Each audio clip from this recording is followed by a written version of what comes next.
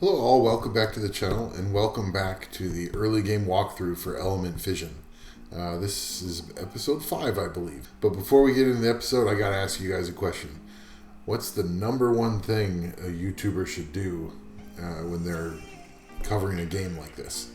Well, one is you should just put out fun content that people actually really like to watch. But what's the second thing you should do? You know, any guesses? You certainly try to put them in the comments before I actually say it. I'll give you guys a couple seconds, but the number two thing you should do is you should not do summons offline. And how many times have I broken that rule? I've already broken it twice. First time I did it, I summoned the Dark Sharpshooter. Second time I did it today. I had a quest in the mission tab to summon the 3 monsters. And I was like, I'm not going to get anything. And I actually got 2 lightnings. So we'll show you what we got. But this episode is all about Lucksacking Boxing Club B10. So early this morning, I got my B10 team solid. It's really safe now. So let's go over that. Okay, so we were working on our mission quests, and I was doing quest 137, get Elemons 3 times, and I was like, I'm not going to get anything. And I got 2 lightnings. One of them wasn't important, but the other one, we got this dude. So, Tree Annihilator, and he's really good for boxing B10. He does AoE dots, AoE stuns, strips. I mean, he's great. Now, we have him on runes, not runes, gear. We only have him on mediocre gear, and he's not skilled up, and he's only level 5-star. So he actually doesn't really fit into the team right now, but we will probably end up using him later as we work on speeding up our team. And so much earlier today in the morning, I was able to finally consistently beat Boxing Club B10, and this is the team I'm doing it with. So we've got the All Tree, Occult Dancer, Popo Rider, Steel Wings, Ninrat, and the Ghost Captain. The Popo Rider is the fastest, so she'll go first and buff speed. And once she does that, then my 2 debuffers go, the Steel Wings and the Occult Dancer. And that sets up 4 buffs on everybody. And then that allows the Ninrat to go and the Ghost Captain to go afterwards to detonate the dots. I can briefly show you the runes, but there's really not anything like amazing about them. So now the Steel Wings is actually on speed, HP, I believe accuracy. Yeah, accuracy. So he's not a damage dealer. His job is to do debuffs and put more dots on the team. And then the Popo Rider is actually on luck, defense, accuracy, and obviously not the best runes, but it works. And then the Occult Girl is on luck, crit rate, defense, and these are not ideal for her either. So we'll talk a little bit later about what they should be on once I get better gear. And the Ninrat is just another example of that. So Ninrat is actually on HP, crit rate, and accuracy. And so that's not ideal for him either. He should be doing a lot more damage, but his main job is to put dots. So that's what, and he's squishy, so we want him to survive. And then the Ghost Captain is on luck, HP, accuracy, because his job is to detonate the dots. That's the team, and you'll notice that they have 115% luck. And the last video we talked about why that's important, but we're also going to show you what happens once you get over 100% luck, and then you start using the dice. We'll do that after this run. And pretty much everyone's skilled up except for the Ninrat and the Ghost Captain. And once they're skilled up, then the runs would certainly be faster using this exact team. But I do think that we're going to work on replacing the Popo Rider with the Annihilator, and in order to do that, we'll have to speed up the whole team, because the speed on these guys are really slow, and they won't lap the boss enough without the speed buff from the Popo Rider. So over time, we'll do a video in the future that shows the speed team that we come up with. But you can see that this team actually takes care of the mid-boss pretty easily. We just need the Ghost Captain to use his detonate skill, and this mid-boss will be over. Well, he just died to the dots. So, but the problems with this team are the waves. So one of the things I learned is that 6-starring the Ghost Captain is really, really important, because that makes him do AoE dots on his skill 1. And it's only a 50% chance to land, but he puts a decent number of dots onto the team, and then when he detonates them, the waves can be cleared a little bit faster. And unfortunately, the chance doesn't go up any higher than that, but skilling him up will give him more access to his skill 2 and skill 3, which help in speeding things up as well. So, and Ninrat just needs more skill ups so that his skill 2 and 3 are available more often. And once those happen, then this team will be faster.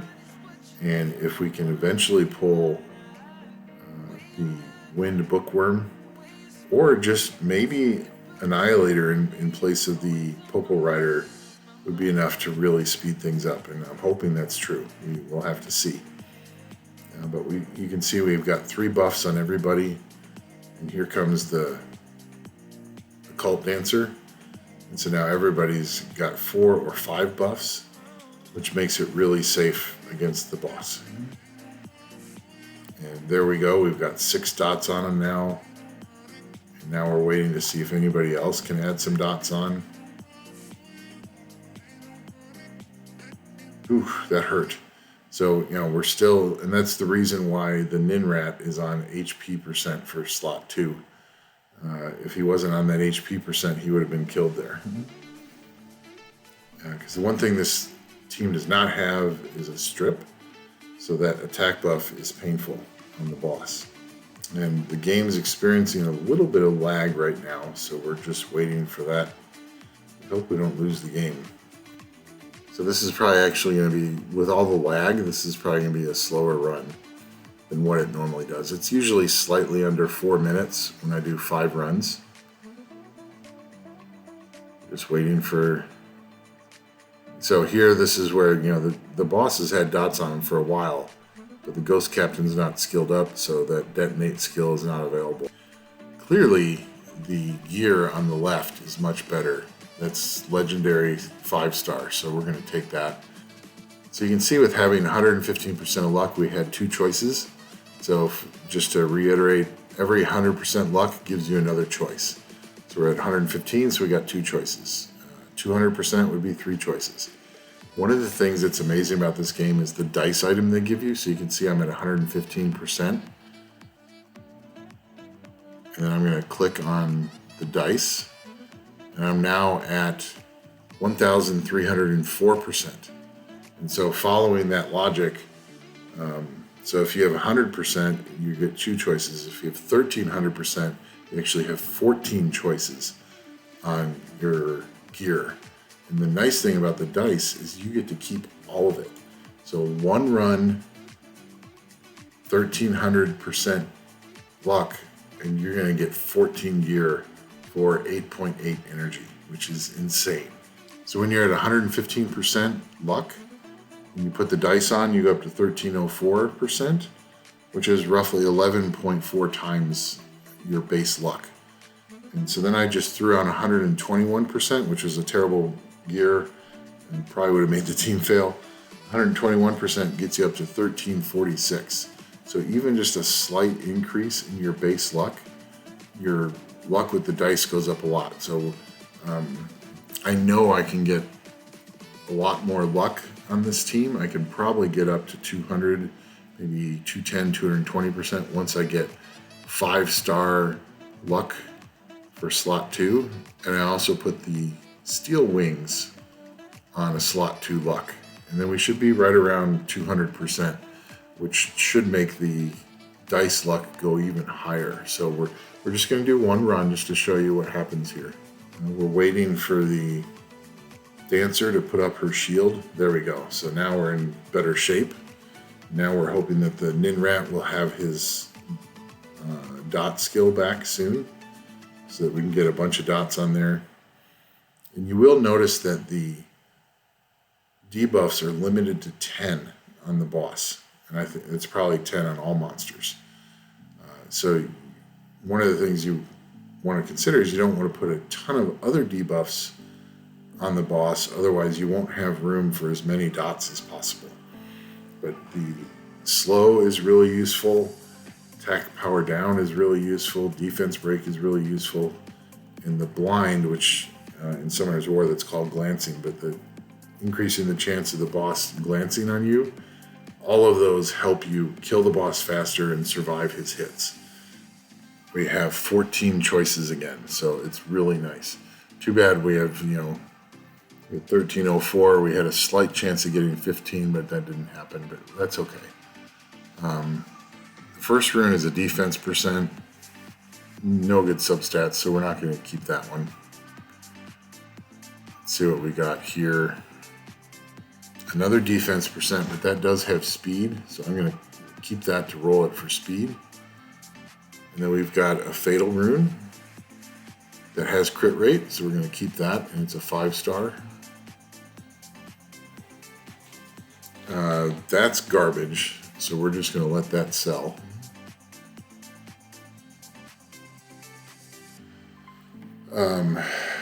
This has luck in it, so we're going to keep that for now. It's not a very, that's the lowest luck roll you can get. Here's a slot 5 with speed, so we're going to keep that. Keep in mind, we're very low on runes, so attack percent for slot 6. Definitely want to keep that. HP percent with speed and accuracy for slot 6. That's a keeper. Slot 1 attack with crit damage and resistance. I'm probably going to let that one sell. Resistance is just a magnet for rolls, so that's probably not going to roll well. So you can see just from using 8.8 energy and 1 dice, selling 4 gear, but I'm keeping 10. And some of them I probably will never use, I'll just sell them later. But it's the dice are amazing. So I just wanted to cover that tonight to show how important it is to build up your luck on your Boxing B10 team. Because then as you get dice, which you get occasional free ones, then you can use just less than 9 energy and you've got another 13, 14, 15 gear to choose from. The only other thing I wanted to do tonight was summons, because we've got a guaranteed 5-star from one of the missions or one of the challenges. I believe that was, you look at the challenges, you go to Ice Punch, I believe that was from, doing B10 on repeat 5 times and you get a guaranteed 5-star. So that's pretty sweet. And then we also got a powerful tree Illyrium, 12 other Illyrium. We're still saving the exclusive Illyrium because if you look at it, 2 weeks from now, the Water Sorcerer is one of the 5-stars, and he's amazing. The Water Sorcerer is probably the best early game Nat 5 there is, and so I'm going to save up all my exclusives for that one. And then we've got 1 Twilight Illyrium, and then we have 1 other one that we just got from Pieces. So we have 2 Light Darks, and so just like everyone else, it's early in the game. I'm kind of addicted to summons. I want to see what we can get. And but I'm going to try to do all the rest of them on camera as we work through this. And so here we go. We got 12 chances to get the Wind Bookworm out of this 10 pull. Here comes a lightning. Okay, a lightning out of 10. That's great. we can be happy about that. Another pup artist that's not the water one. Not what we were hoping for, but we're not going to complain at this point. Okay, it's time for our free Nat 5. Let's see what we get. Can we get the water sorcerer? That would be awesome. Okay. Yeah, tree music queen.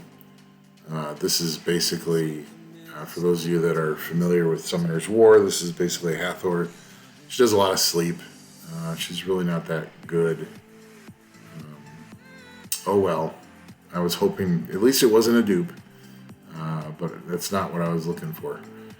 Can we get a new I would love to get the Dark Pumpkin to help out my arena team.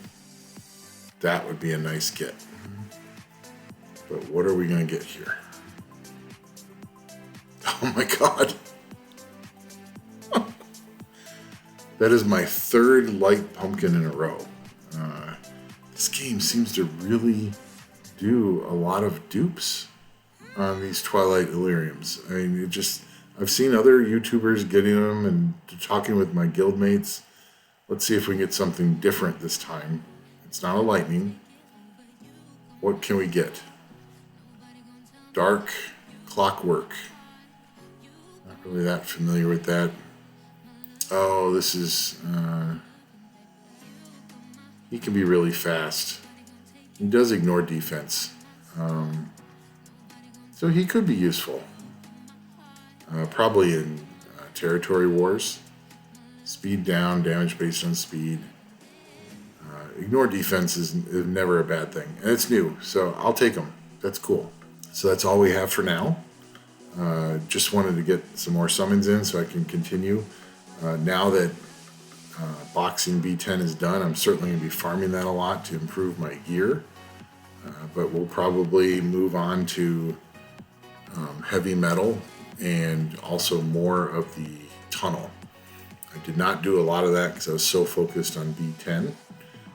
But we will try to do a little bit more tonight and begin building our team for that. So it's about to reset, so we're hoping that after the reset we can really plow through it with a good team. So anyway, that's it for now. We got some more toys, so we have so much to build already. It's crazy.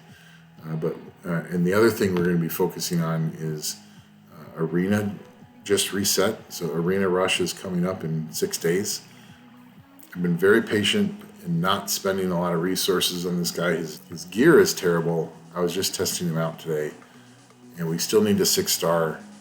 And then think about maybe putting some beans into him. But although his skills aren't really necessarily... we don't necessarily need beans for his skills, I think. So we'll have to see. We'll think about that. I got a lot of comments and a lot of GZs when I posted episode 2 when I pulled this guy in my very first light dark summon. And I know people are waiting for me to use him. So we are going to be using him this week. And maybe I'll do a video earlier in the week with him. If not, we'll definitely do an Arena Rush video at the end of the week. So that's it for now. Thanks for watching. I really appreciate the support. If you think I'm putting good videos out there, good content, I would love for you to subscribe. It really helps out the channel. Until next time, see ya.